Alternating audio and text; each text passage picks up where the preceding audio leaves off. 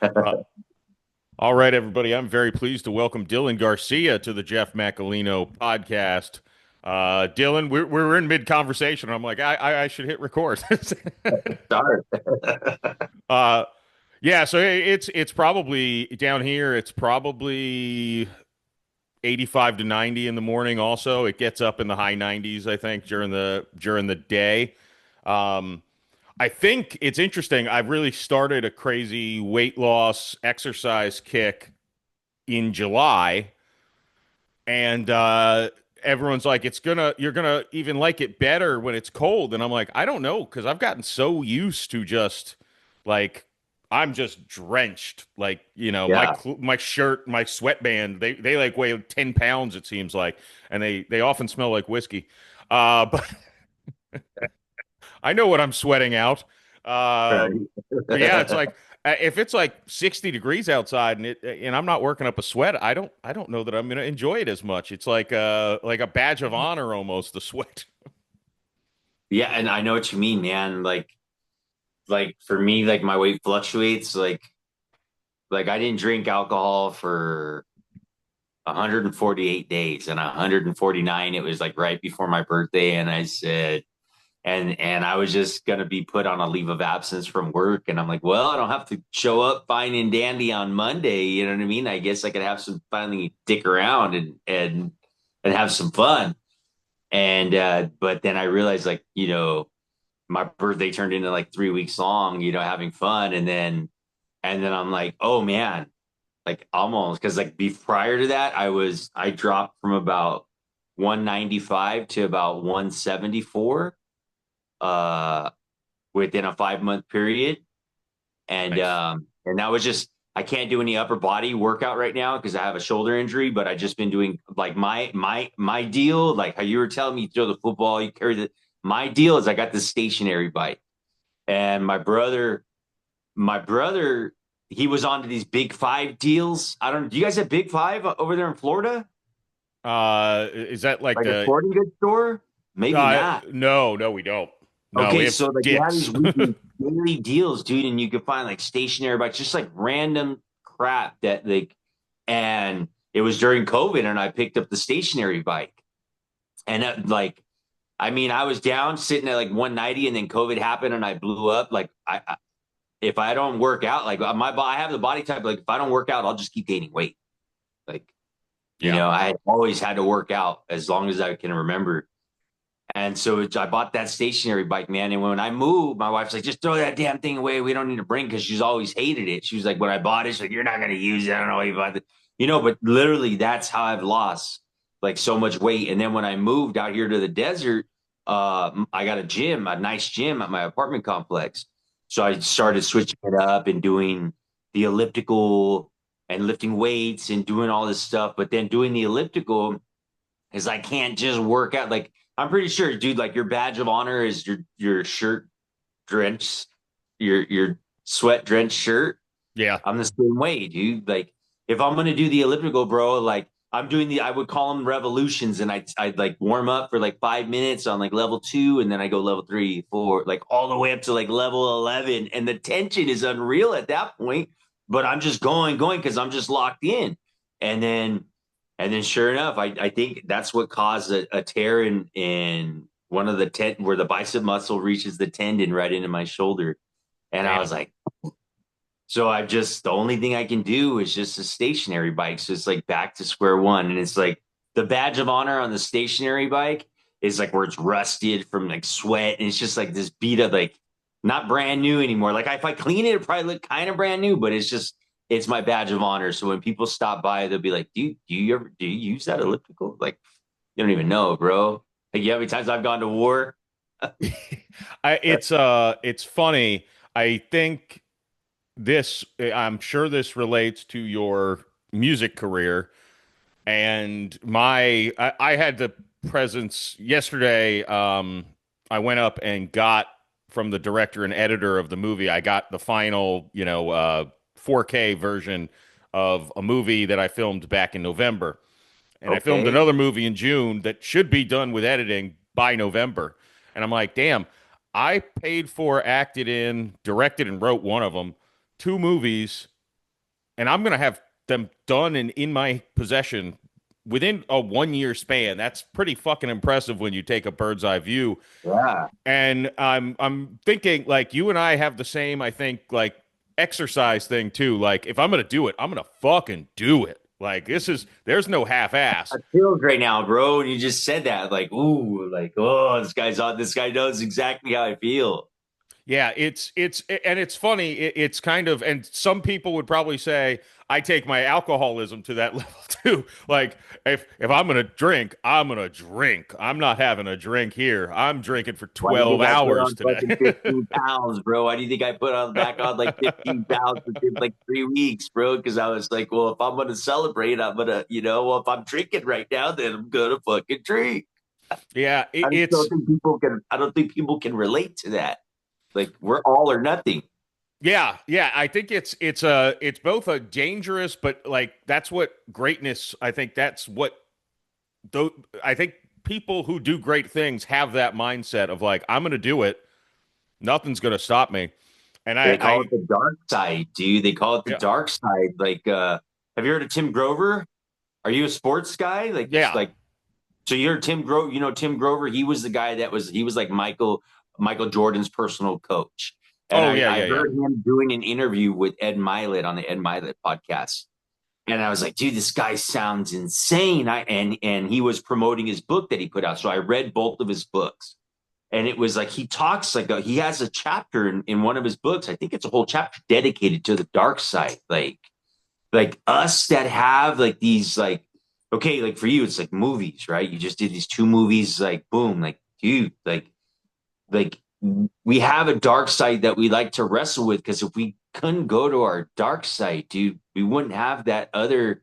We would have nowhere to go to beyond what we're chasing. That we could have just like escape and let that shit out. And then when we go to our dark side, we wrestle with our dark side, dude. Those are our, it could be any kind of demon that we think it is, but we wrestle with our dark side, like, and it's like it's good to have that balance, you know.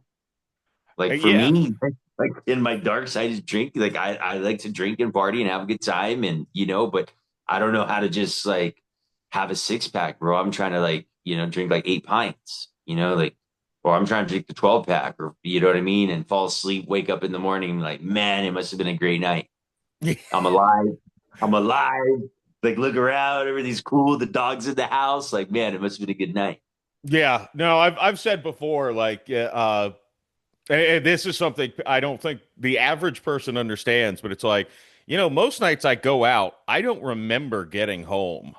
But I've never woken up in jail. I've never woken up in a bush. I've only ever woken up in my house or sometimes in a female's bed, but that's still a win. Uh, That's neither I here mean, nor there. yeah, no, and the sad thing is, it's happened several times where I wake up naked in a female's bed and I don't even remember who she is or how I got there, and it's like, I wonder if last night was fun. Yeah, Probably right. not for her. Like, did did we do good or did you babysit me? Yeah, yeah. Did I just pass out immediately? Because I mean, Right?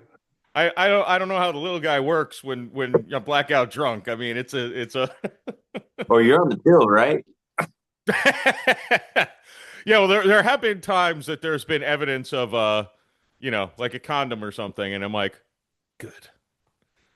At least we tried. I don't know. I don't know how it went, but at least we tried.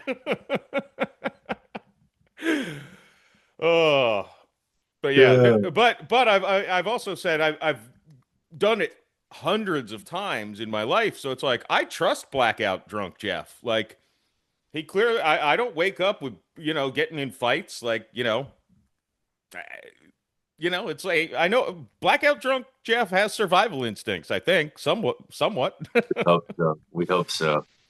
Yeah, yeah. The famous last words. This podcast is going to come out, and it's like drunk Jeff hit by a car walking home from bar. Oh, dude, don't say that, man.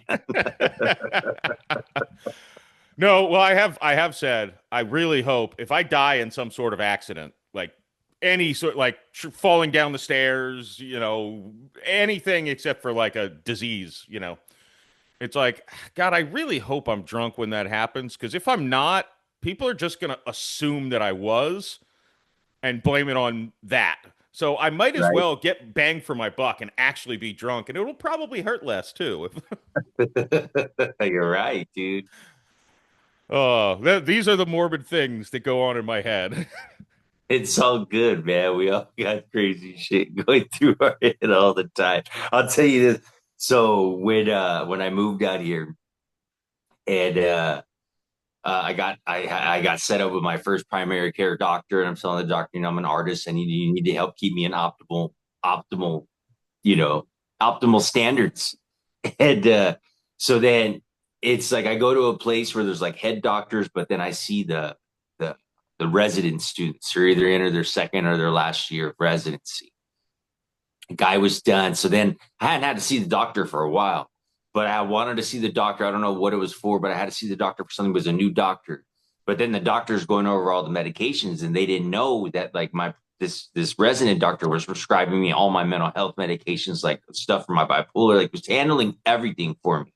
And this lady was just kind of like overwhelmed, kind of like, and she's like, "Well, let me ask you something. Are you having like, how's your mind right now?" And I'm like, "Well, what do you mean, like right now? Like a time frame or like right now?" And she's This like, second. "Well, yeah." And she's like, "Well, just in general." And I said, "Well, shit, I take the medication, but I still got landmines and fucking, gunfire and fucking all kinds of shit going on all the time." And she's like, "Oh yeah, I don't know if I don't know if I want to prescribe your medication." No, but I'm good though. Like I'm good. I'm good though. I'm good. I'm good.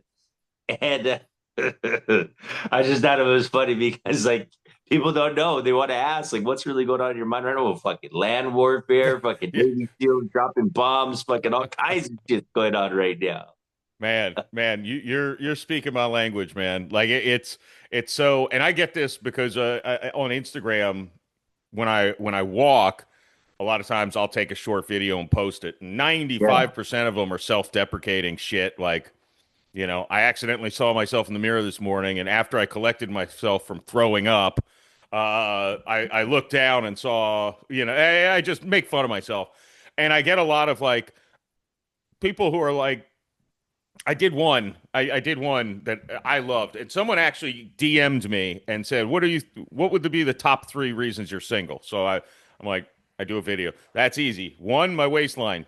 Two, my enthusiasm for alcohol. Three, that I'll never truly believe anyone not related to me by blood could ever love me because I'm a worthless piece of shit. And I think that's hilarious. It's also true, but I still think it's hilarious that that's how my brain works.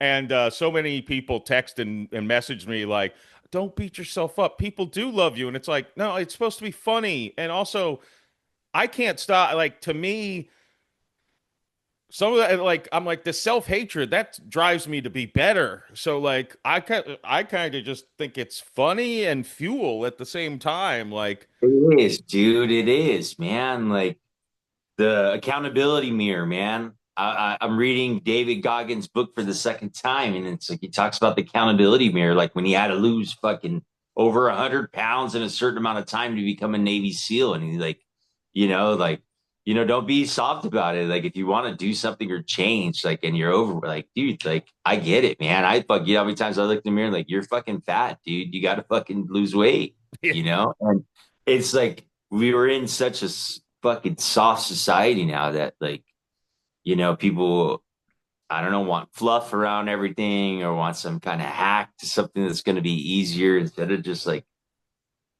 coming down to the reality of the situation, man. yeah, yeah, it's everyone's afraid to, I think the word is shame people.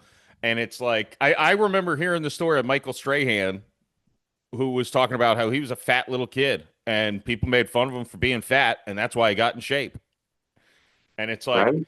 I mean, yeah, it's shame. I don't, you shouldn't bully people, obviously, but it's like you people should internalize the shame they feel to drive them to fix. I mean, if they feel shame Do about something something, about it. yeah, Do yeah. something If you about look it. in the mirror and you like the way you look, and someone calls you fat, you're not going to be ashamed, right? But Right. if someone calls you fat and you are fat and you know you're fat, you'll feel maybe some shame. Well, do something then. Like, don't just, and I people in fat houses shouldn't throw donuts because I sat around the last 5 years as a fucking fat ass and got up to, I was 301 in May. I'm like Wow. 265 this morning. Um, and Good I, job, man.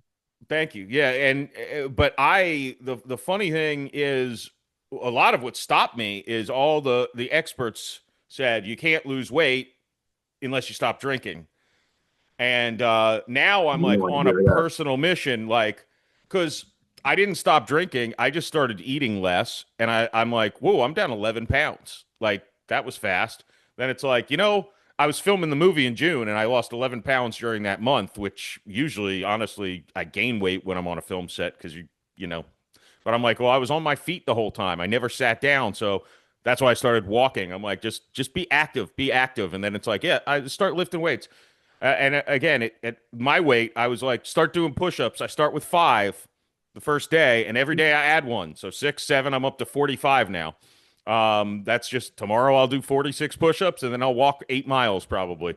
Um, and I and part of that's because I'm drinking at noon today, and I'll probably be drinking at midnight tonight, and I'll wake up at 7 a.m. and start my exercise routine. Um, and part of it is like I'm gonna again, it's the dark side. It's like I'm gonna prove those motherfuckers wrong. I'm gonna drink incredible amounts of alcohol, and I'm gonna just exercise my way through it and eat very little.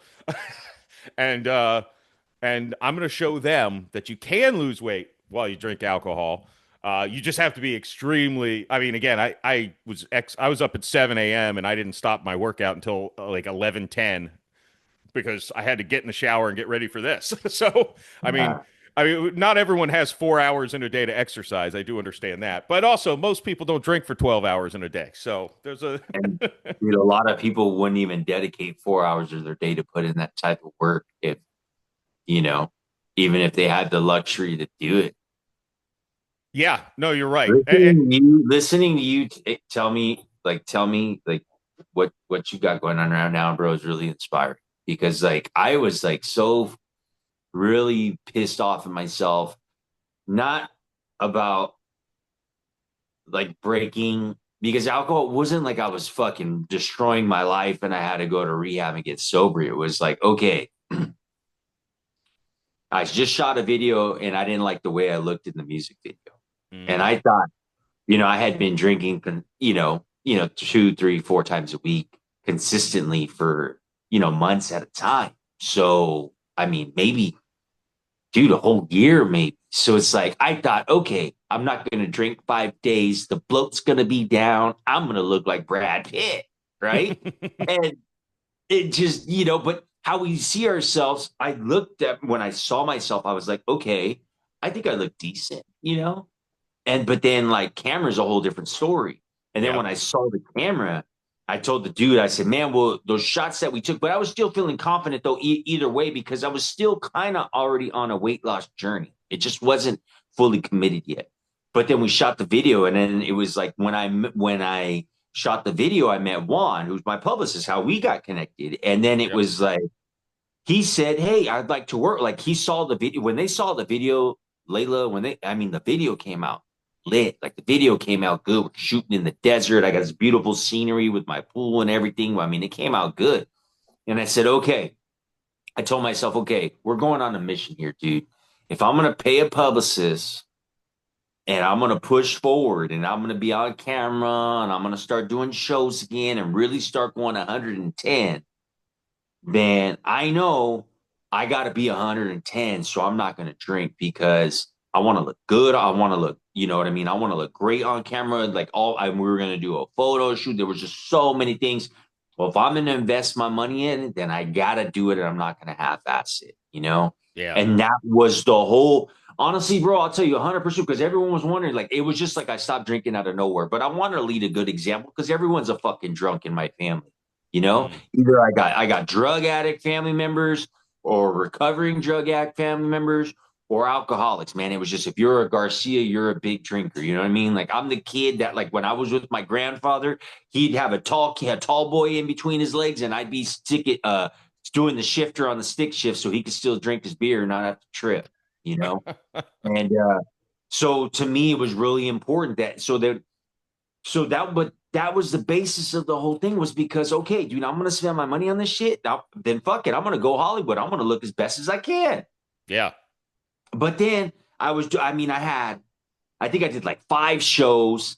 I had a time in between June and July going into August where every weekend I had a commitment. I was either performing a show, I'm interviewing with people during the week, I'm working a 40-hour gig. So when my birthday came around, I was like, well, you know what, dude? I don't have nothing on the calendar for like fucking 3 weeks to a month.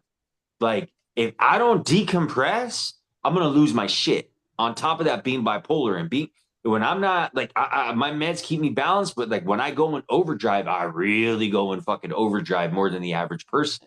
So it's Yeah. like when it was finally when I saw a window, because I already knew going into June, I said, fuck, man, we're gonna get busy. I'm not even gonna have a time to fucking like really decompress going into work the following week. So it was like I had something on the weekend and boom, Sunday, boom, was already going back to work. And when you're working a full-time job, and I was a driver, a medical career, so I'm driving all over Coachella Valley where I live and all these like putting in, 700-800 miles a week driving, just work alone on top of my career.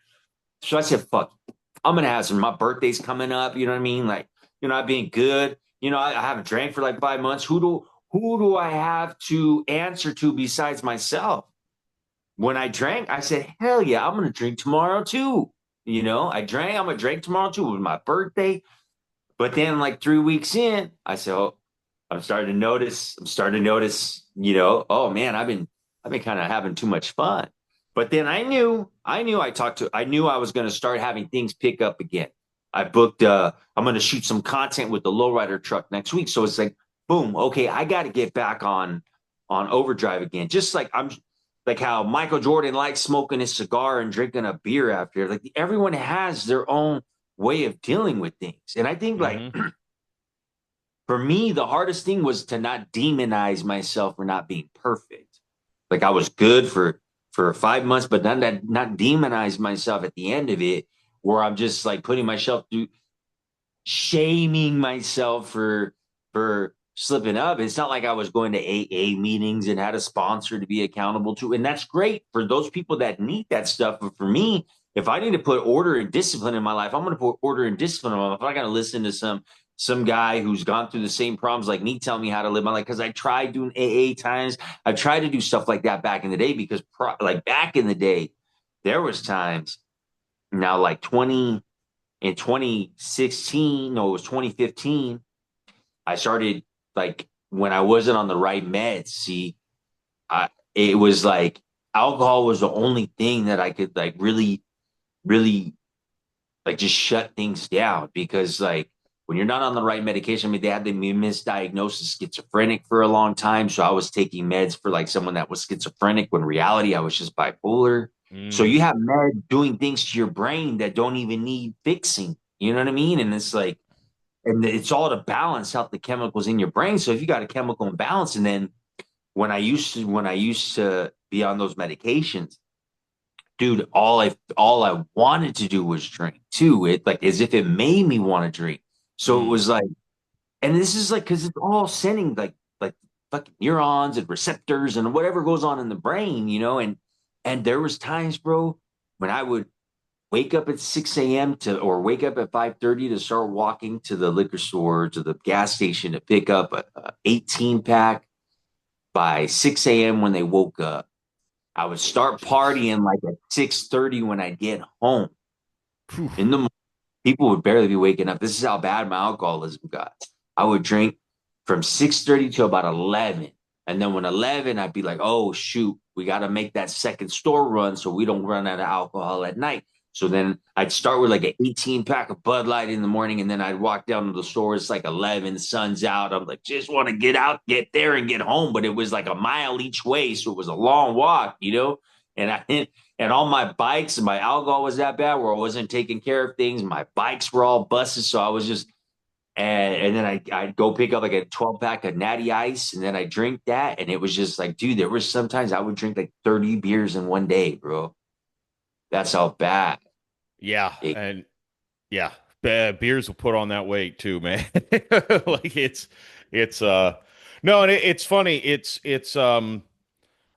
I think I underestimate. I had a buddy over the other day who was like, you should clarify to people because there are people who have like alcoholism that is like crippling, like and people who can't they have one drink, they're blowing a dude for crack behind the bar, 2 hours later. Um, Whereas I literally like I have just stopped drinking cold turkey for a week or two, or I went actually the entire month of January without drinking.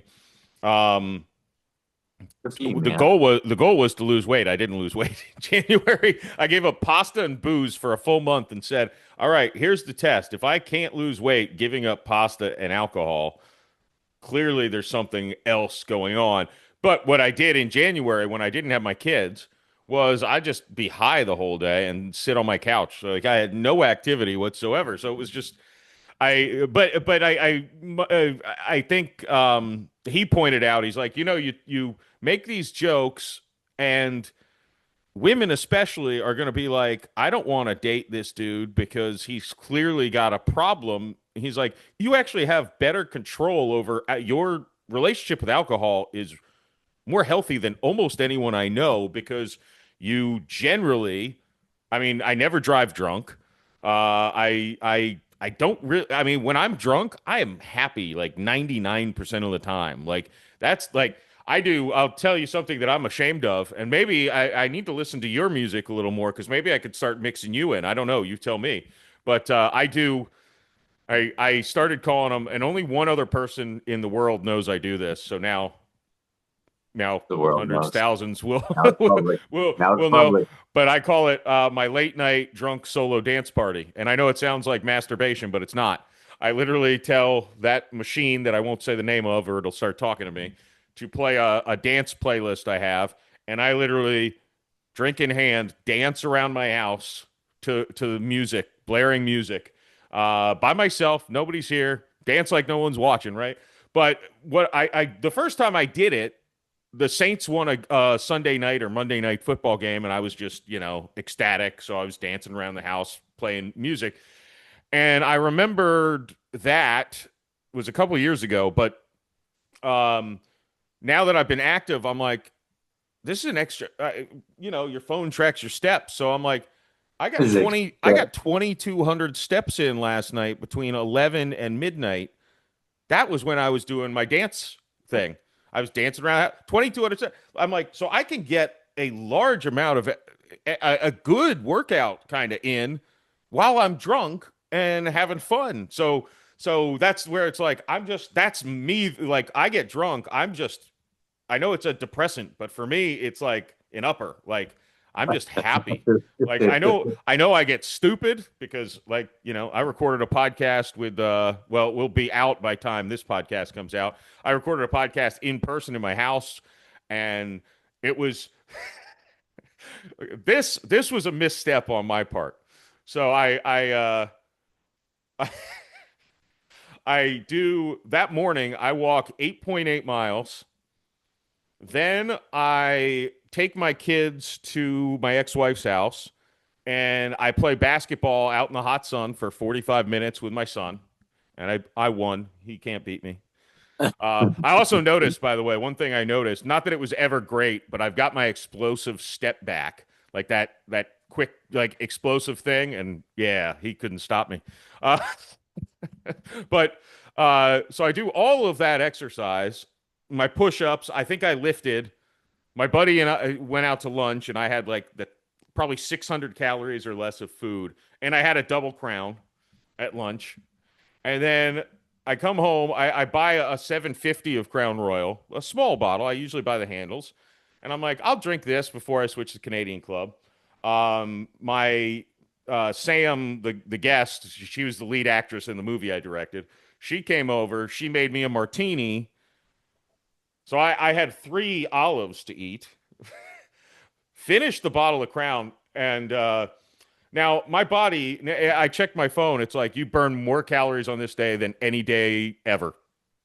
And I'm like, well, Makes sense. And it's like, yeah, I wonder why a bottle of Crown and a martini plus the double Crown at lunch. I wonder why I was knocked on because I'm watching the podcast. I'm like, how was I that drunk? And I'm like, oh, bad mix of all of those things. Burned too much calories, it didn't have enough in you, man. You mentioned the exercise bike earlier. I have to mention that I used to just ride the hell out of that thing, and again, it's all or nothing. Like I started doing like 70 miles a night. Like I would watch like a movie and just be on my bike drinking alcohol the whole time. I'd get off the bike and I'm like, I don't know how I didn't die in the shower because that booze just like when you're burning calories and drinking booze, it's like, ooh, God, I took an edible once when I got off the bike. Went like 50, 60 miles, popped in an edible and went straight to the shower. And by the time I stepped out of the shower, I was in another dimension. Like I'm like, usually it takes 2 hours for this shit to kick in. It took like 10 minutes. I'm like, oh yeah, because there's nothing in my body. dude, has your tolerance to alcohol gone down since you've been losing weight? I think so. Yeah. Uh, What are you sipping on right now? What are you sipping on, a beer? no, this is a Canadian Club. Canadian Club, and what do you put in there? Like ginger ale? I put I put a splash like this much of diet ginger ale in there. Because I like the bubbles. I'm Yeah. thinking about cutting out the mixer altogether, except for then I think it's a I don't something about adding a splash of bubbles in there makes it feel like I'm just playful and fun. I'm not an alcoholic. I had it's actually scarred me because I used to just go to the bar when I was 21 years old and just be like, just give me Crown Royal, just in a glass, nothing else. Yeah. And a chick came up to me and she's like, "What are you, a 90-year-old man?" Like, and I'm like, "What? You gotta get a mixed drink in a bar." So that's when I asked the bartender, I'm like, "What mixes well with Crown?" She's like, "Oh, ginger ale is definitely Crown and ginger is the way to go." And I'm like, "All right," and they're pretty damn good. I still like when I went out to lunch with my buddy the other day. I got a double Crown, just ice and Crown. I don't want to spoil it with. I love the taste. Not of all whiskeys, but of Crown Royal and Canadian Club. I just love the taste. Something about Yeah. it. No, now that you talking about, because Crown Royal is good, man. Crown Royal, you know what? That makes me think too. Uh, because when I first started working with Ronnie King, my first producer, I remember it was my first time going to a big studio. So it was like, I didn't know not my first time. I had recorded there, but as just acoustic, but like with the whole production and Ronnie King and the big deal. And we had a camera, we were videoing everything and like trying to like just document this moment in my life being in the studio. And we brought Crown. And then we went to the store when we ran out and bought more Crown. And then we went back to the store when we ran out and bought more Crown. And then we went back the fourth time. We bought the last bottle, man. And then it was like a tradition, like with Ronnie, like anytime I recorded with him, I just felt like we had to drink Crown.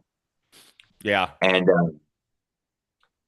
And yeah, now at this point, like there's some songs that I've done like that are out right now that I did while I was like the words, the lyrics, everything came to me while I was drinking.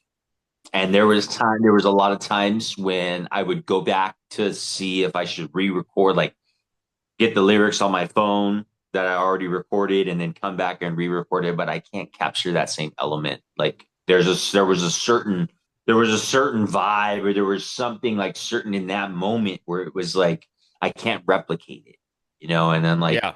Tupac would say like, this is like Tupac would say, I'm drunk and fucking high when I'm all smoked out. I'm drunk when I'm doing this. Motherfucker, listen to my music, drunk, smoked out too, you know? Yeah. And it's not like the whole thing, but there's certain songs that I did, man. And like right now I'm back, like today's like 11 days, no drinking. and I want to rage tonight because my wife was even like, I'm probably gonna pick up, a margarita to bring home from work. You want anything? And I was kind of like, nah. I wanted to drink last night, and I was gonna tell him, if I started, I was gonna tell him some excuse, to be to cancel, because the morning that at this point, and I know when I'm exercising and everything too, but then like when you're not exercising and you're consistently drinking, like the morning is just, pulling out of the morning. And that was another part of the reason why I stopped drinking. And maybe people don't know this, um, but it was because I started this new job, dude. I had worked gig work before that. I was doing Uber Eats, I was doing Walmart deliveries, I was doing Target deliveries. So I could start work like at 10 and work till like 5 or 6 and make a decent amount of money. Or like when I wouldn't drink, I'd start like at 6. But then when I had to go like working in the medical field, and then I was going to be visiting patients as a courier, and then having to go into an office, I was like, man, it made me feel really uncomfortable. Like I didn't want to drink anything. I was like, man, I don't want to show smelling like booze. You know what I mean? Like, but Yeah. then while I'm sober, these 5 months that I'm working with the company, I'm noticing who's coming in with the hangover. They're talking about, some of the coworkers will get together and party, go drinking afterward. It's the medical field, dude. You know what I mean? Who Yeah. wouldn't want to drink? And I realized like, damn, like I told my wife, I was like, every person I saw, like if it was a good experience, it's because I made it a good experience. They were healing from some surgery, hip replacements, knee replacements, falls, wounds, old people. And I had to like experience their energy every patient that I visited that day. And I didn't realize like after 5 months, I was like, oh my God, dude, I've been carrying around all these goddamn people's energy with me. Like I need to like I need to like reset. Now I know why they give you so many days off in the medical field because some of these people I know, Yeah. like when one of my coworkers was like, dude, yeah, I had to stop going in the field and this, and that. And I realized because some of those people can be nasty as hell too, man. Like, and I'm just like trying to do my job. And some people just catch people on the wrong day or they're just want to be mean to everybody. You got those patients that want to just be mean to everybody. And it was just like, damn, like I'm glad I got this break from work. Like I feel like, man, like if you want me to work another 5 months, y'all better give me off 3.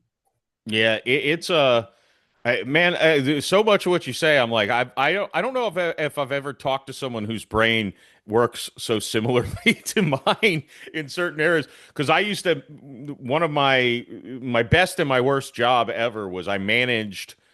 We worked auto claims insurance, and I managed a Oh, team that dealt with serious injuries like death.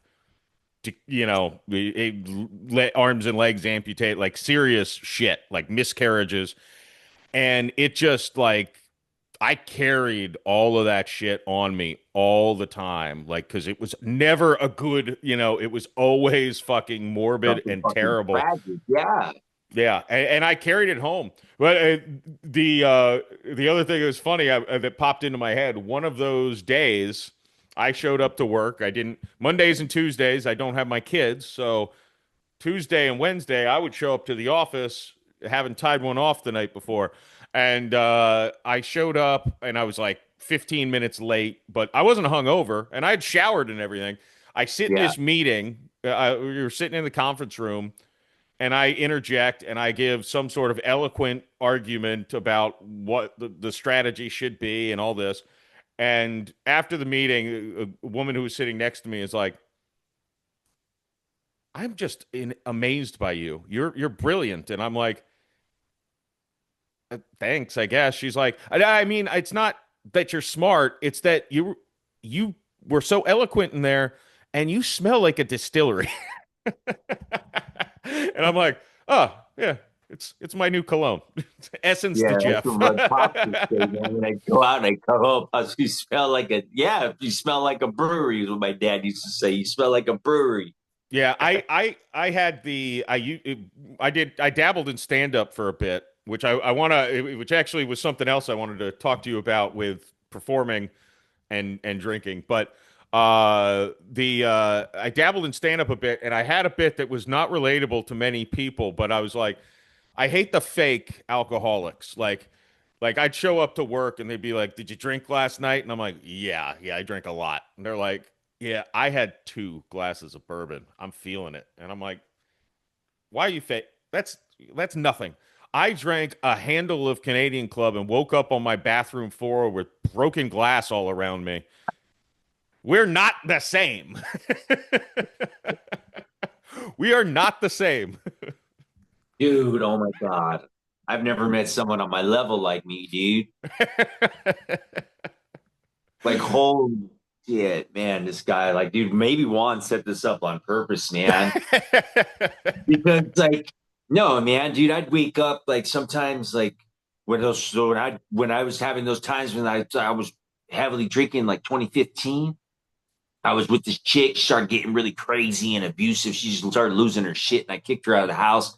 And then she was gone, so I just had a free house to myself, just me, and then these little kittens that she adopted. And I would just, and then the only thing I had work was only like Tuesday, Wednesday, or no, it was Friday, Friday, Saturday, Sunday, Monday. So I had Tuesday, Wednesday, Thursday.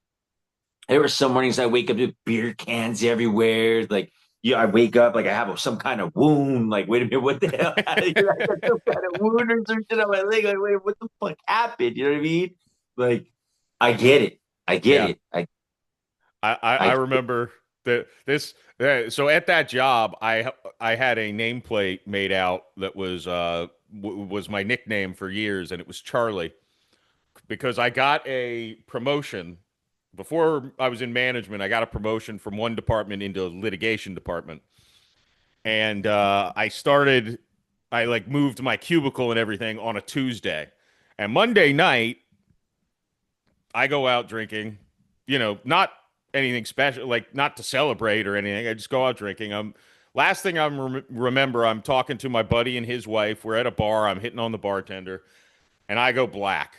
And then the next thing I wake up and there's a big black vagina in my mouth, and I'm like, and someone else was down there. So I'm like, I come out of a blackout in a threesome that I paid for. It was in a strip club. Only $600. It was worth its money. Somehow I don't have herpes.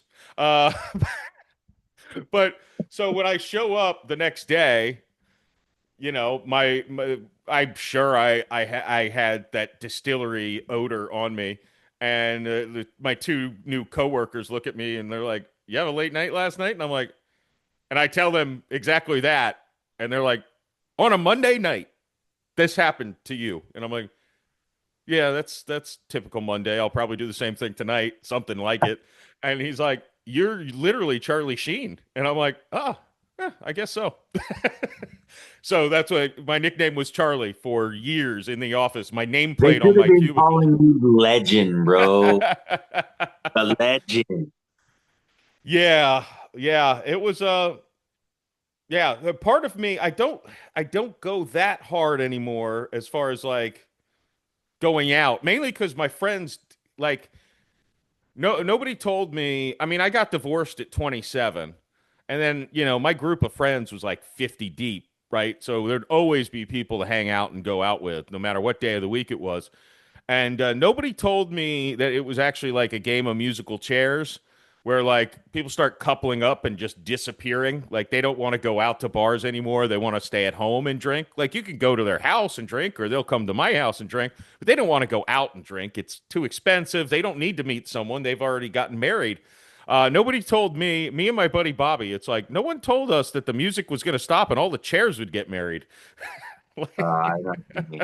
So it's like, damn it. I guess I was supposed to get married in that time frame, but I got married and divorced by the time I was 27, so I kind of felt like not going straight back to that well was the idea. Yeah. How long were you married for? I was married, God, I don't What even age? know. I Was was it with like her high for school sweetheart? no, college. I Oh, okay. My last year of You went to school at college. University of South Florida? Yeah, yeah. Yeah, we met, we Like, both went to USF. Irvine. UC What's up? Irvine there. Oh, UC nice. Irvine. Yeah, yeah. Okay, cool, man. Cool. Because that's why our minds think alike, bro, because we both went to college. Yeah. Alcohol's got nothing to do with it. It's just because we both went to We're, college. we're learned people. That's what it is. We're just so educated and intelligent. um, But I did. I wanted to ask you because with drinking and performing is kind of something I've never talked to anyone about on the podcast. But like, so when I distinctly remember the first time I went up and did stand up, I was sitting there at the bar and just ordering straight. I was on keto at the time, so I was not doing any mixer. So I was just doing straight Crown Royals on the rocks, and I downed nine of them before I went up on stage. And I was stone sober. Like I've never been more sober in my entire life. And the second I walk off the stage, all those nine drinks hit me at one time. It was like so the adrenaline like was like there's no I'm like so sober and then just like ooh I can let go and just whoop nine Crown Royals fell into me at one time basically. And that 10th one I was like holy shit I am fucking hammered. How did I what happened? Um Yeah. what's your experience? I mean, I assume to the extent when you're performing you don't want to be hammered, but you probably, if it's anything like me, you probably could be, and you just wouldn't feel it until you're done. That's kind of my thought on it. I don't know. Everyone's I different. tried. I I learned a lesson about this because like there might have been one show. It was always about drinking afterwards. It was like something about me because like I knew like if I play because I played the majority of my work before I started doing this was stuff with guitar. Hmm. So, you know, it affects everyone different. But I noticed when I tried playing guitar and I was drinking beyond a certain like beyond two, I started getting sloppy. Yeah. And to me, like as I take pride in music as like a craftsmanship, that like I don't want to be sloppy. So I always had a rule, like I'm always down to smoke. Like I'll even hit my vape in my set, like hit my pen.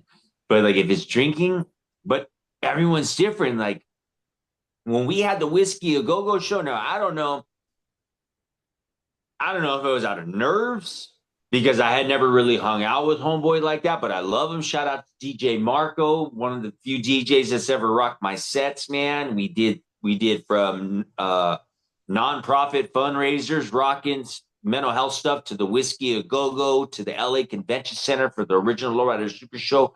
But I'm telling you, man, it was 420 and we were performing with RBL Posse and my wife and I were kind of, I'm sleeping on the couch at this point. You know what I mean? I got my show, and she's like, "Oh, I'm not coming." Like, I'm bringing you. You've been bringing funk to me for the. Why would I bring you? I'm not bringing you. I'm going to the show with Marco. You know what I mean? You stay home with that attitude, And then I go to the show, but DJ Marco was just like it was like four. Like we arrived in Hollywood like at 3:30, like to load in and do all that. But once we did the loading and all that, dude, I had never seen a DJ drink that much. But not only do my set, RBL Posse thought the Whiskey Go Go had like a house DJ. So then RBL Posse on top of that asked DJ Marco to DJ their set. And I mean, dude, he was taking shots, drinking Modelo's. And I get it. When you drink Modelo, you're kind of just like on a level the whole day. You're kind of good the whole day. It just doesn't get you too messed up. Yeah. But he was taking the shots. So by the time, like when it was time to leave and he left, like he was like the hero of the night. Like everyone was talking more about DJ Marco than they were even talking about me, the headliner, because DJ always going to DJ RBL.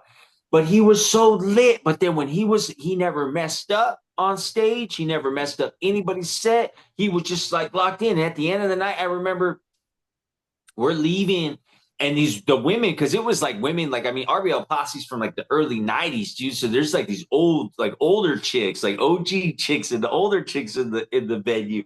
And these older chicks, dude, were trying to take DJ Marco home. And it was like, DJ Mark was just DJ Mark was just on a sick when the night's over, just listening to this chick talk, and he's just kind of confused. And I'm like, and I'm driving his van, and I'm like, Marco, we gotta roll, bro. We gotta roll, man. So I get it, bro. There's some people like he was drinking but even when we did the original Lowrider Super, he was drinking from the moment we got there. Like that's just how some people operate, you know, and some people just is that's just how some people operate when they do their thing. Yeah, it's funny. I when you were telling that story, it popped into my head. My buddy told me the other day, or there was a cowboy party, which I don't really dig themed parties, but whatever. And I went to downtown, and we got there at like 9. He was driving. He wasn't drinking, so he drove me. Uh, I started drinking that day at 2 o'clock at my house because I'm socially awkward. If I show up sober, it's going to take 2 hours before start being comfortable with people. So I gotta pre-drink a little bit so that I show up right in that zone. But I pre-drank for way too long. But anyways, we show up at 9, and I'm good. I remember things. My buddy, the way my buddy tells it, he's like, we were there for a few hours. He's like, I remember at one point, some girl started hitting on you, and you were talking to her, and then, and I don't remember that conversation, but I do remember that happening. I just don't remember what was said. But it's one point I said to you, I'm getting pretty tired. You want to bounce, and you're like, yeah, let's do that. And as soon as you walked out of the bar, you went from being social party Jeff to like blah blah blah unintelligible drunk. And I'm like, because once I left the bar, I no longer had to perform. Like that's so it sounds kind of like DJ Marco is like similar. Like once my shit's done, fuck it, I can let it. So yeah, there's got to be something to that. Just the I can stay sober enough to get the job done, and then it's gonna hit me like a ton of bricks. And but who cares at that point? It's Yeah, allowed dude. to. Performing like dude, I get so amped up. Like I got so much electricity already going through me for the show, and I probably like rehearse like maybe between 6 to 10 times, possibly maybe even more. Just like I just start rehearsing like 5 weeks out. Like if I find out a show, I'll start rehearsing. Just and it's like the cool thing about it is because nobody's on my ass telling me, hey, make sure you get your rehearsals in. It's just like I got to do it because I know what I got to do because I want to put Yeah. on a good show. So then when it's like show night, I'm not even having no drinks. Like when I remember I had the show back in March, and it was right around the time when I first started, March 15th. So I think it was day 15 of not drinking. When I was done, I put on a hell of a show. People came out. It was fucking lit. But then when I was done, it was like, shit, I'm done. It's like 10. Like, I tell my wife, hey, I should probably go get a 12 pack, huh? Like, it was a good night, huh? Like, shit, I'm proud of myself. I put on a good show. You know what I mean? Like that's me. Like, I want to celebrate, you know? Uh, but then, but then I told myself, I remember this is early on because I ended up doing almost 5 months right there, right before day 149 was when I drank again. But it was like, I told myself, I said, if you don't drink today, 30 days from now, you're going to be like, damn, I'm glad I didn't crack on day 15 because those are the hardest. Yeah. And it's not, like I said, I'm not doing it because I'm fucking up my life. I'm doing it because I want to be focused to make sure I'm doing good what I'm doing. You Yeah. know, like that's just it. But like, dude, I love having a good fucking time, man. I mean, don't get me wrong. Like, I love having a good fucking time. And it's just such to say, a lot of times alcohol has to do with it, you know? A lot of times alcohol's been there. And with alcohol and music and drugs and everything, man, it goes. I'll tell you some crazy shit. I never say this in a podcast or anything, but my very first show is when I used to do bodyboarding, boogie boarding, boogie boarding, like big time, competing and all that in my early 20s when I was going to college. I went to Irvine because it was by Newport Beach. I don't know if you've ever been to California, but Newport Beach, Orange County, a nice area in California, nice beaches, Newport Beach, upper class area. You got Laguna Beach and all that area. Mm. That's where I lived when I went to college. So I moved from a predominantly Hispanic town, agriculture, to a big metropolis of Orange County, where there's mainly Mainly it's upper, it's more wealthy, more wealth going on in this area, a lot more things. So I was exposed to a lot more things. But like when I was surfing, dude, like I had the discipline to get up and go surf before class, like doing it because I started competing and I wanted to get. I didn't do it to just surf. Like I wanted to do it to get good at it. Like I it was just like with anything, man. I played baseball, I played sports. That was just how I was raised. And then if I would have never started that, I would have never got into music. Like I would have never bought a guitar. And then dude, I mean, dude, I what surf like I bought my guitar. I went to the North Shore of Oahu to go surfing out there with my boogie board and stayed at a hostel and like crazy Australians. And there was so much, dude. I mean, it was food land, the grocery stores right there, dude. We were partying, man. Like it was a whole ride, man. We were drinking. I was that guy with the acoustic guitar. We'd be drinking Stein lagers. You ever heard of Stein lagers? I think you can only find it out in Hawaii, man. It's like the big 32-ounce bottle, 24-ounce bottle you could buy, and Oh, and but it's a beer, it's a beer, and like surfing is what opened up opportunities for me with music. And around 2005, I started writing rap music, and the boogie boarding scene. There was a website, a crew, 662 Mob, shout out, Dylan's still alive. They call me Gigs, man. But they were the ones that helped open the door to my first shows ever performing was through the surfing, was through the boogie boarding community. And my first show, I had some crazy raps back in the day, man. Like a song like I was thinking about it. This is so crazy. I was just thinking about this when I was walking the dog this morning. That the first song that I ever wrote or rapped to was called "I'm gonna get the pussy wet, I'm gonna make the pussy sweat." And I was thinking because back when I was growing up, like Too Short was my influence. Too Short, the rapper Too Short. And he's got those freaky songs and all about that. And I was like, man, I want to do the same thing. I want to write songs about macking chicks and get head, Like it was just it was it was like that. So the first show they got me, man, was in Rosarito, Mexico. It was a big they would throw these big events for the video premieres. Back then there wasn't no YouTube, man. You had to have a video. Like there were surf videos and like the videos, the DVDs would come out. And it was this big one they were doing by man, shout out to my friends. I haven't thought about this in so long.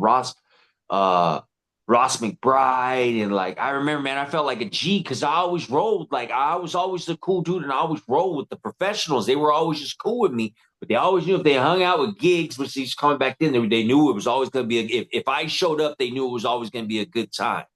And and my first show, man, was in Rosarito. So we did this big old thing.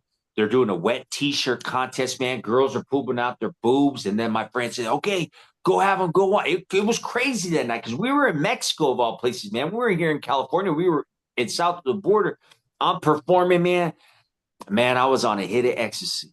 I was on stage. And we had the girls. The girls were taking off their clothes. And that was my very first experience of performing was down in Mexico, Rosarito. Uh, I might even fell off the stage one time, man. Like it just is so unreal.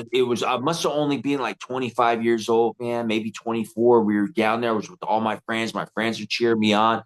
The band, there was this other band because I wasn't on the bill. Like I wasn't on the lineup to perform. I was just, oh shit, he came. Yeah, let's get him on stage. And so the dudes that were supposed to be like the big time. Like, I mean, there's so much cock blocking and ego goes on in music. And these dudes were mad. So they threw a bottle. Like, it was just so crazy. That night was so crazy. But that was my first ever performance, ever being on stage, anything. It started in Rosarito, man.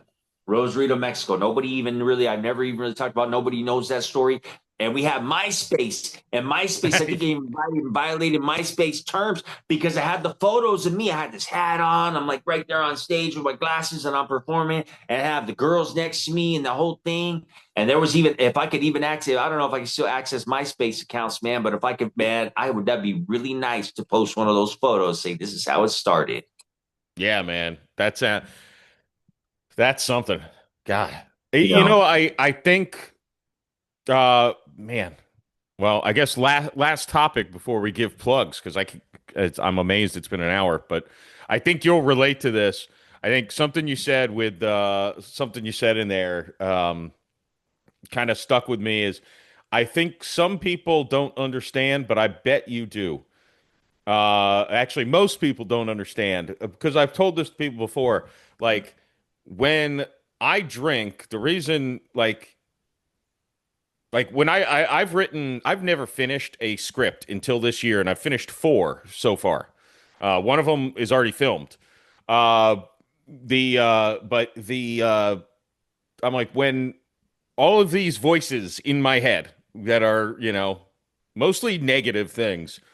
When you drink, it does make you stupid, or you smoke or whatever, but it mutes all of those dangerous tracks inside of your head, and your brain only has enough power to focus on one thing at a time instead of a million things that just gives you like existential dread.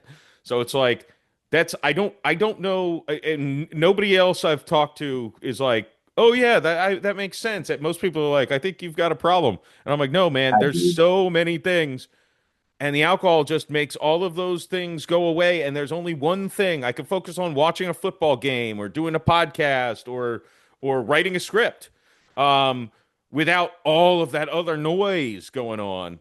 And it's Yeah, like dude. I'm like, you might be the first person I've said that to who's like, yeah. Well, dude, I remember it was this because like growing up, my brain always worked really high speed. Like when I'd be on the playground in like first grade, I remember like my brain would be rhyming words together, like out of nowhere. Like well, I'm just walking in my brain. And I remember talking to my cousin about that years later, like in my early 20s, and I'm like, dude, is that how your brain works? He's like, no, bro, my brain's just kind of like shut off. And I'm just like, oh my God, there's people like that. I just assumed everyone moved and their brain was like me, you know? Yeah. And I still think that in some sense. Not that I'm special, but my brain's just in overdrive, dude. Like I look at my wife and she could just be peaceful and just Yeah. me. I gotta do something. I gotta be busy. I gotta be doing this. If I'm not doing this, somebody's getting ahead of me. I gotta be in my studio. I need to be reading. I need to be working out. I need to be doing this. I need to be saving the world. I need to be, you know what I mean? And it's like Yeah. it just never stops. Like the only time, I mean, I hope is when I'm sleeping. But even then, I probably still got shit going on, you know? Like Oh it yeah, just I have never vivid stops. ass dreams, man. And When I go to bed sober, the dreams are so real. Like I usually can't sleep because usually they're bad dreams. So like it's like I sleep, yeah, I have a dream, I'm up 30 minutes later and I'm done sleeping because the dream was terrible and too real. And so yeah, no, there's something else too. Like you said, like when you realize other people aren't like that, it makes it easier because I used to like hate myself even more because you'd see the person who was like at peace. And clearly now I understand they just got nothing going on inside their brain. They're just in the moment and they don't care. They're not thinking about anything except for what's happening right now.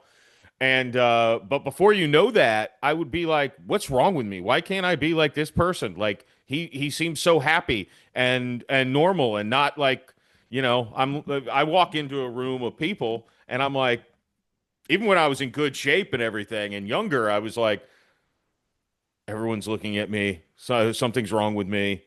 Are my clothes bad? Is my face bad? Is my hair messed? Just so self-conscious about everything. Should I even be here? Blah blah blah blah blah. And this guy is just like, hey, and I was like, what's wrong with me? Why can't I be like him? I don't want to be like him. I just realized now, not everyone doesn't have all that shit going on. I felt the same way. Like when I'd go to work, like I wouldn't like I was like I would think like, man, like I'm glad I get out of the fucking office. I can't believe these people are here. No disrespecting my coworkers, they're all nice people, but I can't believe these people are giving 8 hours of their time to be here all day. Like I can only stand being here for an hour. Like Yeah, and and I totally relate to that because like I wanted to tell you, but like, dude, inside your madness, bro, because it is a madness that we have. Like inside your madness, bro, you just got two movies done, bro. So those people that like are just like how we look at and we're like, damn, they have so much peace, bro. did they put out two movies? No, You they know wouldn't be what I'm saying? capable of it. I give you a big fist bump right now, bro. Like, dude, I get it, bro. I get it. Like these last, like I found this new producer. I've like been focusing on getting. That's what I want to talk to you. Maybe I can get some music for your projects Mm. because right now I'm submitting like I'm waiting on 9 submissions right now. I submitted 9 songs because I mainly do funk music, R&B, like old school kind of style. I'm doing like more modern stuff. I'm like it's kind of like doing everything right now because I'm submitting for TV and film, and I submitted 9 songs for this one submission looking for like 80s funk music. It was like I don't know how much funk music you listen to, but like the whispers and like old school shit from like the 80s. I And I love I love it. so like they had like examples of songs like what they're looking for with the heavy chorus and like songs you could dance to. So I submitted 9 songs, but I found in this meantime I found a producer who's based out of Poland. Shout out to Hot Ties Beats, man. This guy, I reached out to him and I found his beats and I just sent him a message. Found him on Instagram. I sent him this like, man, dude, I really like your music. And I found the first one that I did, and I said, right now because I got another person that I'm working direct to Hulu, direct to Netflix, like to submit music for. And I said, hey man, I got these opportunities right now that if you want to work together, like if you send me some music, I'll write lyrics and I'll record and I'll submit them. And he was like really excited about it. And I was like, holy shit. Finally, somebody that sees the world. And but the thing is, he's got 15 years in the game, just like I do. A lot of these producers, I'm like, I send them the same. It's not like I'm pitching them. I'm saying, hey, I purchased some licenses just to let you know I'm gonna submit these songs for TV and film. Some of these douchebags don't even write back. Or some of these guys are like, I don't care. As long as you buy the song, I don't care what you do with it. Like, really? Like, dude, these are your songs. Like, I don't know, mine are my babies. Like, I'm sure your Yeah. movies are your babies. Yeah. But I met this guy and he was just and this guy's beats are just so it just speaks to me, his guy's music. And I've written 5 songs, written and recorded 5 songs. I'm already starting on number 6, like since I think since like the 22nd of August, dude. Like within the last like within the last 2 weeks. Wow. And I already got the chorus done for number 6 that I'm gonna work on today. Damn. And it's been coming out, bro. And it's like and I'm not like I'm on this leave of absence from work and I got time off from work and I was like, and then it just like the pieces all fell together. Like, you know what? I'm going to start submitting for TV and film again. I'm going to pay for that membership. This lady had been hitting me up. Hey, I can shop your music. And I had to vet her. Like, I got such a tough vetting process because I've been done dirty by so many people. Like, I really probably pushed this young woman to the edge with questions when it's just like, okay, yeah, I'll work with you. Like, because it's the entertainment business, dude. There's so Yeah. many scoundrels and fucking shitty people in this business, like Oh you yeah. really got it's really hard to find the good ones. Oh, my lead actress in the movie, the last movie, she said to me, she's like, so and this is not traditional, but I when we posted the role, and this is the lead, she's in every scene of the movie. Like I'm like, and we're not paying a lot of money. Like it was an indie production in Florida. And I'm like, before I even give you the sides to audition with, I need to have a phone conversation with you and explain like I need to get like a vibe check, Yeah. And she's like, I've never had that happen before, and you were so energetic and upbeat. I assumed you were a con man. Oh, But that's how cautious you have to be in the entertainment yeah. business of like who am I getting associated with? So it's a minefield out there. Yeah. And then when you throw in contracts and shit like that, man, it goes to a whole other level. And I've just learned through the years that like I remember this girl telling me back it was like 2009 when we were doing the Warped Tour Battle of the Bands with my band that I had. And the woman that I met there, she loved our music. She's like so original and this and that. And when I talked to her, she gave me her phone number. We just became friends. She said, I used to work with Cypress Seal doing promo. And one of the things you got to have in this business is thick skin because if you don't, people will take advantage of it. Yeah, that is for sure. Um, well. I can't believe it's been over an hour, but I don't it's know what we covered. Do we cover fucking drinking? We covered fucking drinking. We our I think we were both in shock that our brains were so similar. I so think that, similar. Yeah. yeah. I This definitely is want to have fucking you. great, dude. I woke up early this morning and like I got like stuff done. Like I have to take the dog. I was telling you it's really humid out here, and it gets really hot really early, and you can't take the dog for a walk, during the day. So it's like you got to do it early, and like I wanted to be on point. That's why I didn't drink last night. I wanted to make sure that like I was going to be on point for this interview because if I would have drank last night, I don't know that I would have hung over. I don't know how I would have felt. I don't know how I would have felt today. So I'm glad I didn't drink last night, dude, because I enjoyed my conversation with you. Like I'm stoked, dude. Like today's going to be a badass day. And wifey was asking if I'm going to drink. I don't know if we're shooting content on Tuesday and I got the sick ass like 58 Chevy that's yellow that's going to come through and like, Damn. and I don't know, like how I said, like when I got to get focused, I really got to get focused because like when you're putting your own money into things, dude, you want to be on point, because Yeah, at the end, if it doesn't come out as good as you wanted, bro, the only one you can blame is yourself, and I for don't want to sure. take on that failure. I'd rather just get the shit done and stay focused. We yeah I've we already figured like the next time I'll probably celebrate is when it's like my anniversary or something, if I'm out of town or something like that. But but for right now, like I got to get fucking shit back in action because I've already had like about a month off, and it's like a month could turn into 2 months if you're not careful. yeah yeah. Well, I definitely want to. I feel like have you back on the podcast to check in on how we're both doing Yeah, with we should, everything man. We down should, the dude. I road. want to make sure I'm following you on Instagram, dude. I want to see your fucking weight loss journey, dude. It's inspiring what you've been telling me, man. Yeah, yeah, man. Well, while we're on the topic, tell my audience where they can find and follow you. You can just go to DylanGarciaMusic.com. That's Dylan, or just go to Dylan Garcia Music on Instagram at Dylan Garcia Music. All right. Or Facebook.com/Dylan Garcia Music. It all depends. Have you realized, like for me, I got to post on every platform. Like I have to curate a post on Instagram. Then I got to throw it on and then the stories. Then I got to throw it on the Facebook. Then I got to throw it on the Facebook stories. Then I got to throw it on TikTok. Then I got to throw it on the TikTok stories. Then I got to YouTube Shorts. Then I got to throw it on the YouTube Shorts or YouTube post. Then I got to go to my record label account on Instagram and make sure I share it to this. It's like, dude, can't I just write fucking music, man?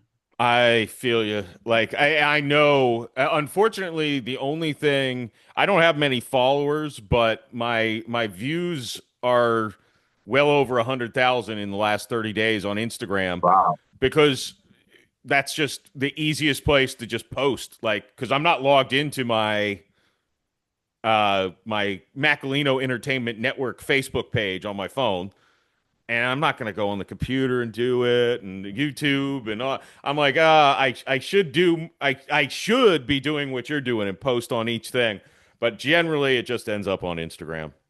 See, So and I I used to need to be get the same better. way, dude. Be like, we can. Like, I figured, like, okay, like my following on TikTok's different than my following on YouTube, and like my following on Facebook is following than my following on Instagram, and it's like different crowds, different demographics, different ages, different fucking genders. It's all like different on everyone.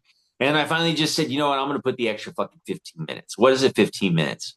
I read this book that said you can't about floss. It was like it mentioned about like keeping like good fucking hygiene and talking about all these things in this book. But it said about flossing your teeth. So I always had this thing about flossing my teeth that if I don't floss my teeth, I'm a fucking lazy ass that day because it took me what 30 seconds to floss my teeth. Like a minute to floss my teeth, and how much better is that? And if I don't, like when I get to that point in my routine getting ready, it's like I got floss, got floss. Something as simple as that keeps me in check with a lot of other shit.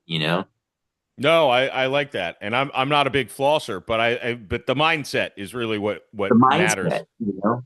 Like you can imagine, dude. Like now, I got a buddy who's been talking about that he can get me in films and do some stuff like that. And um, but like, dude, you're like as an actor, like, dude, that's such fucking hard work. It is such fucking hard work. Like, I don't think people realize people's and because it wasn't like this before social media, dude.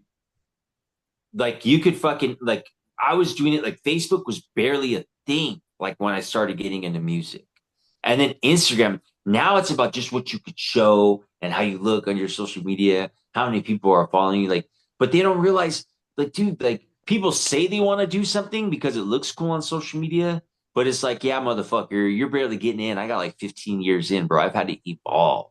Let's see Yeah. you fucking put in 15 years. Let's see if you got 15 years in you to see if this will, if you'll be like, or if you'll quit at year 3 because, oh, this hasn't worked out yet. Like I Yeah. know for so many people, and this is for my hometown because so many people always talk shit in my hometown. It's always such a competition. Nobody could ever support each other. Everyone's just hating on each other. And it was always some shit. It was always like competition with everybody. And it was like somebody put out a video and then they didn't become famous. Like they all invest like, so much money into a music video. And because they don't come famous after that one video, they like, they don't keep going. Mm. Like, people at the first sight of fucking failure, people are willing to give up. And I don't know. I regret quitting football in high school and just sticking with baseball because I know I was a better football player than I was baseball. But I mean, I even played baseball in college. I mean, I surfed, I've gone to North Shore, like everything I've done, I had to do it not just as a hobby, like to see what it was about. And with music, when I first started playing guitar and playing in college and going on surf trips, like, yeah, it was a hobby. I was just having fun. But when it got serious, and then when it really got serious for me, it was like, okay, I had these mental health problems. It got serious in '09. And then I had all these mental health problems and shit hit the fan and I had to start life over. And fucking, I was in a mental hospital right after I signed a record contract. Like a lot of stuff Mm. happened. But then when I got my mental health restored, I said, fuck, man, I want to give it a go. Obviously was good enough back then. I'm pretty sure I'm good enough now. And it was all a mindset, man, because like I've had shows, bro, where nobody showed and I'm performing for the fucking staff at the restaurant or for the staff at the venue. Like I've had that happen.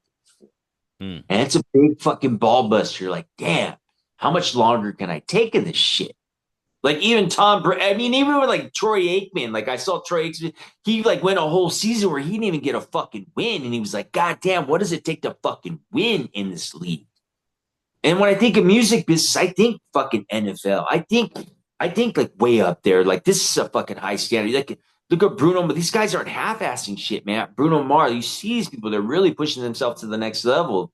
It's Right. like, do you got it in you to even do that, dude? Like, and it takes so much repetitions. Like when I'm talking about rehearsing for shows, it takes so much repetitions. Like, you know how many times I probably sang the same song just rehearsing it, just to perform for fucking 15 minutes or an hour, the same song? Like, it just becomes habit. And with acting, dude, it's such hard work because you're doing there's just like fucking 12-hour days. You're shooting at random fucking hours. You're doing the same fucking shit. And it's like shooting music videos. We're only doing 1 8-hour day for a music video. And that shit is a grind because you got to be on point from take one all the way to take 100 or different scene. You got to bring that same fucking energy. And people don't see it. People only see what we put out, Right. Right. you Yeah, know? it's funny. Nobody would understand how many times an actor has to perform the same fucking thing, and they have to bring it every time Yep. because and it's been valuable to me editing Thanksgiving again, the second movie. I'm not editing it alone, by the way, because I don't know how to use computers. But I'm in the room with Jeremiah, who's the guy I have editing it, and it's like there are scenes where it's like, oh, the camera wobbled, so we can't use that take, or that. So you have to bring it as an actor every single time. You can't be like, I already got a good one. I don't need to do it again, uh, Yeah. because you never know. Like there's a weird light coming through the blinds here, The so we can't. post production shit. Post production shit. Yeah. Yep. Yeah, so it's valuable for me as an actor to actually go through the editing process because again, it's like I know there are some takes where I kind of in my own movie, I kind of mailed it in a little bit. I didn't go 100%, and it's like, ooh, that's not a good thing. You got to go 100 every Yeah. time, and it's Every hard. fucking time. Yeah, and start to stop, start and stop, start and stop. It's like, yeah, And I think it's people more of don't a realize. grind. See, and this is like when we go back to what we first started talking about, how we go to our dark side, dude, because people don't, it's a madness, dude. Like, what did I told my friend, I said, I think what even kicked off my whole bipolar, like what made me go delusional was when I signed the record deal and they're like, dude, go to the fucking desert, take some mushrooms, like fucking expand your mind and fucking, like I put this like fucking, this persona on me that I had to be the most badass fucking songwriter that ever lived. And I started writing this song called Freedom Fighter.